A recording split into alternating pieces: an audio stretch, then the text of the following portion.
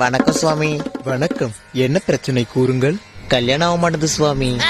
கவலைப்படாதீர்கள், என்னிடம் பரிகாரம் உண்டு. இந்த ஆர்வம் எப்பொழுதிலிருந்து உங்களுக்கு வந்தது?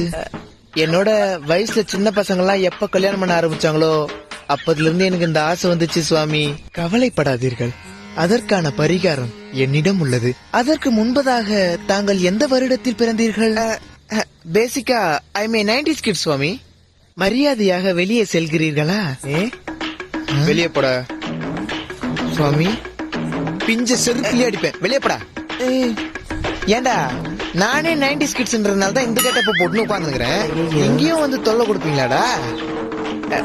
இன்னுமாடா உங்களுக்கு இந்த ஆசை இருக்குது? சரி வந்துட்ட. உங்ககிட்ட போனுக்குதா? இருக்கு சுவாமி. நெட்டுக்குதா? இருக்கு சுவாமி. போய் பாரு போ.